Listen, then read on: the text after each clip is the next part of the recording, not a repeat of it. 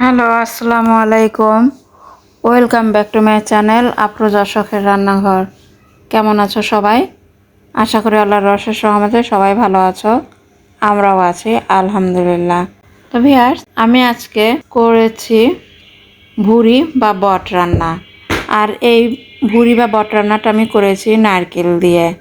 আমরা তো ভুড়ি সাধারণত রান্না করেই থাকি, বিশেষ করে ঈদের পরে, কোরবানিদের পরে ভুড়ি প্রত্যেক ঘরে ঘরেই আশা করি রান্না করা হয়।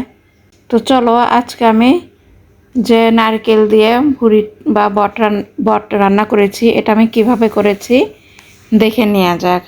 আমি ভুড়ি রান্নার জন্য এখানে আমি ভুড়ি নিয়ে নিলাম। নিয়ে ভুড়িটা দিয়ে আমি দিয়েছি লবণ, হলুদের গুঁড়া, মরিচের গুঁড়া, ধনিয়ার গুঁড়া, জিরার গুঁড়া, আর দিয়েছি আদা পেস্ট এবং রসুন পেস্ট।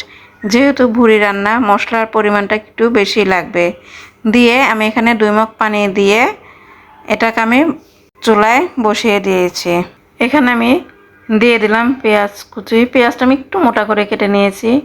আর হ্যাঁ, আমি ভুড়ি সেদ্ধ হওয়ার সময় দারচিনি, এলাচ এবং লবঙ্গ 2-3টা লবঙ্গ আর গোলমরিচটাও দিয়েছিলাম। এটা দিয়ে আমি ভালোভাবে ভুড়িটাকে আগে থেকে সেদ্ধ করে নেব। ভুড়িটা খুব সুন্দরভাবে সেদ্ধ হয়ে গিয়েছে। ভিউয়ার্স, ভুড়ি সেদ্ধ হতে যে পরিমাণ পানি লাগে তোমরা সেভাবেই পানিটা ব্যবহার করবে। যাই হোক, এখানে আমি কড়াইতে তেল দিয়ে দিলাম পেঁয়াজ কুচি। পেঁয়াজটা এখানে আমি একটু বেশি ব্যবহার করেছি, যেহেতু ভুড়ি রান্না।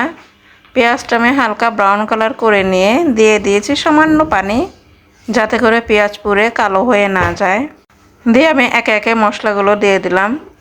রসুন বাটা, আদা বাটা, মরিচের গুঁড়া, হলুদের গুঁড়া, লবণ। আমি ভুড়ি সেদ্ধ হওয়ার সময় যা যা মশলা দিয়েছি সব মশলা আমি এখানে আবার দিয়ে দিলাম। যেহেতু আমি ভুড়িটা নারকেল দিয়ে রান্না করব, তাই নারকেলটাও আমাকে কষিয়ে নিতে হবে। সেই জন্য আমি এখানে নারকেলটা কষিয়ে নেওয়ার জন্য মশলাগুলো কষিয়ে নিচ্ছি। ভিউয়ার্স, এখানে আমি একটা বড় এলাচ দিব, ছোট এলাচ দিব এবং দারচিনি দেব। যদিও আমি ভুড়ি সেদ্ধ হওয়ার সময় দারচিনি, এলাচ, লবঙ্গ এবং গোলমরিচটা দিয়েছি। তো মশলাটা খুব সুন্দরভাবে কষানো হয়ে গিয়েছে, দেখতেই পাচ্ছ তোমরা। মশলাটা কষানো হলে এখানে আমি দিয়ে দেব কুড়ানো নারকেল। ভিউয়ার্স, কেমন লাগছে তোমাদের? তোমরা অবশ্যই লাইক কমেন্ট করে জানাবে। আর আমার চ্যানেল নতুন হয়ে থাকলে প্লিজ সাবস্ক্রাইব করে দেবে। আর একটা কথা ভিউয়ার্স, তোমরা প্লিজ কেউ সাবস্ক্রাইব করলে আবার পরে কেউ আনসাবস্ক্রাইব করে দিও না। আমি মাঝে মাঝে দেখি কেউ সাবস্ক্রাইব করে আবার আনসাবস্ক্রাইব করে দেয়। এতে করে নিজের কাছে খারাপ লাগে আর চ্যানেলের তো কিছু ক্ষতি হয়। তাই তোমাদের কাছে রিকোয়েস্ট, তোমরা ভিডিওগুলো সম্পূর্ণ দেখবে এবং সাবস্ক্রাইব করে আনসাবস্ক্রাইব করবে না। মশলাটা খুব সুন্দরভাবে কষিয়ে নিতে হবে। কষিয়ে নিয়ে এখন আমি দিয়ে দিলাম এখানে মেজারমেন্ট কাপের ফুল 1 কাপ নারকেল কোড়ানো, আর সঙ্গে সামান্য পানি। এখন আমি নারকেলটা খুব ভালোভাবে কষিয়ে নেব।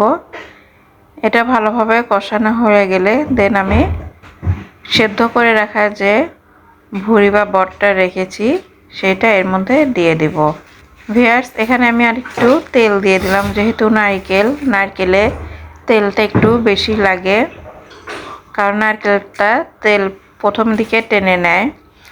সেই জন্য আমি এখানে আর কিছুটা তেল দিয়ে দিলাম। দিয়ে আমি নারকেলটা 10 থেকে 15 মিনিট খুব সুন্দরভাবে কষিয়ে নিতে হবে। এটাকে কষিয়ে নেব। নারকেলটা খুব সুন্দরভাবে কষানো হয়ে গিয়েছে। এখন আমি সেদ্ধ করে রাখা ভুড়িগুলো দিয়ে দিচ্ছি। ভুড়িগুলো দিয়ে আমি ভালোভাবে নেড়ে চেড়ে নারকেলের সঙ্গে মিশিয়ে নেব। তো তোমরা দেখতেই পাচ্ছ আমি কিন্তু ভুড়িগুলো নেড়ে নারকেলের সঙ্গে ভালোভাবে মিশিয়ে নিচ্ছি। নারকেলের সঙ্গে ভুড়িগুলো খুব সুন্দরভাবে মেশানো হয়ে গিয়েছে। এখন আমি এটাকে ঢেকে দিলাম কিছুক্ষণের জন্য। ফিরে এলাম কিছুক্ষণ পর। এখন আমি এটাকে আবারও ভালোভাবে নেড়ে দেব।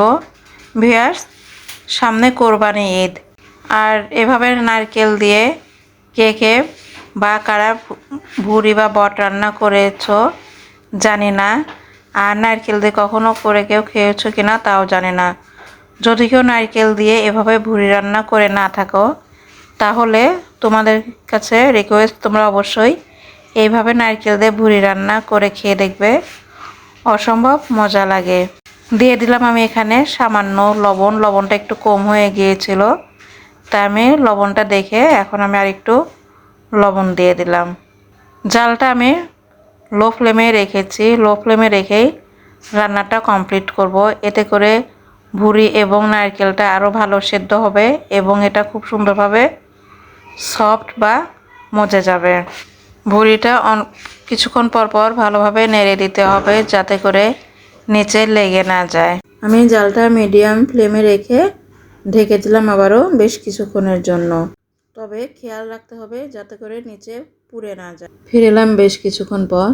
ভিউয়ার্স, এর মাঝে আমি নেড়ে সামান্য পানি দিয়েছি। পানি দিয়েছি এ কারণে যে ভুড়ি এবং নারকেলটা নিচে লেগে আসছিল, তাই আমি সামান্য পানি অ্যাড করেছি। আমি আবারও ভালোভাবে এটাকে নেড়ে দিচ্ছি। আমি এখন এটাকে আবারও ঢেকে দিলাম বেশ কিছুক্ষণের জন্য। ফিরে এলাম আবারও বেশ কিছুক্ষণ পর।